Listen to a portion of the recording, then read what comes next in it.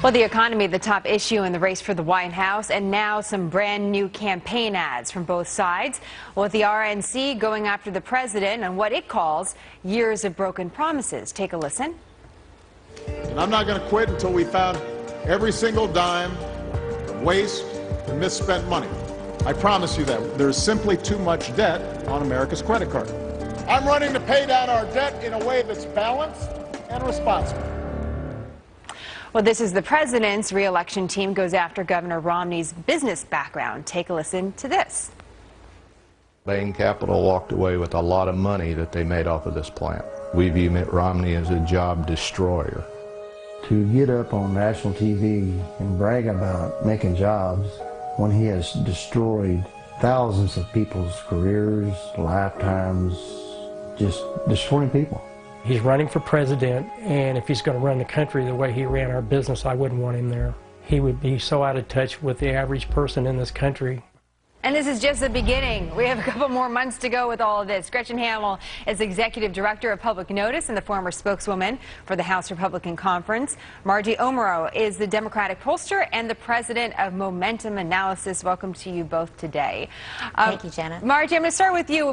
That was the latest we've seen from the president's team when it comes to Mitt Romney, and it's vaguely reminiscent of what we saw during the Republican primary with this attack on his business experience. So why go back there? Why would the president's team go back to what we've already just seen in the Republican primary? Well, voters are going to start making up their minds, general election voters as opposed to Republican primary voters. They're starting to tune in and starting to learn what Mitt Romney is all about, and they're going to continue to make that decision. And these things about his record are very relevant, and it shows his record. It shows he's been on the wrong side of working families. It sets up the contrast for who's got a better plan for the next 4 years. And I think it's completely relevant and makes good politics. Gretchen, what do you think about it? Because at the same time we're seeing, Romney, to Margie's point, have to talk to these general election voters.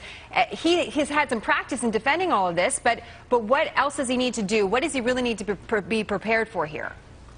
Well, Mitt Romney needs to do the introduction to who he is to the American public and start defining him. And he does not need to let the Obama campaign define him. And that's what they're trying to do with this ad. They are trying to define him and his past, what he has done, and they're trying to claim that he is out of touch. He needs to fight back on that. But he also needs to be talking about the issues that matter most to Americans. A lot of people will see this as an attack, but if he starts to talk about the issues that people care about when it comes to the economy, when it comes to government spending, people will listen, and they want someone to give them a solution right now. And if he can show them the solutions, he will win them over. Let me ask you both a question about what's happening in Europe right now, because that's still a major factor. The president has talked a lot, Margie, about what's happening in Greece and how that could potentially affect our economy. And there's an editorial written in The Atlantic today that talks about, in the opinion of the writer, how Greece could sink Obama's re-election. The writer says Obama has little control. He cannot fashion the behind-the-scenes negotiations or construct a new government in Athens,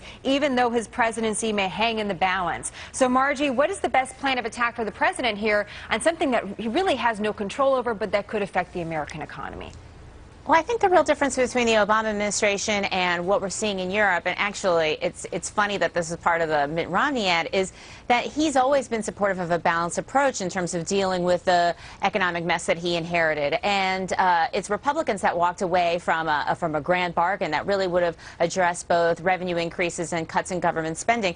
So I think that when it comes to how voters will view Obama, it's how he handles different crises, and rather than blame him for events that are out of his control. That's certainly how voters view how he's handled the economic mess that was here when he started. And now we have seen 26 straight months of private sector job growth, not an increase in public sector jobs the way you've seen in Greece, and $4.25 million new private sector jobs. Margie just stated some of the facts, Gretchen. So again, quickly here, because I'm going to have to run, what does Mitt Romney do about the fact that there has been some private sector job growth and it looks better than it once did?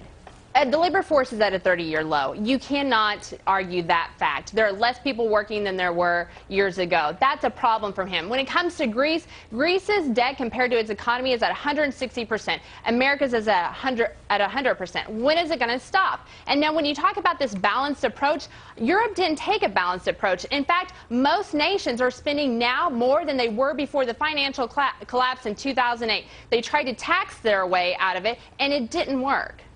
We'll see which way it goes as we continue to watch what happens with the economy here. Gretchen and Margie, nice to have you. Thank you very much. Thank you.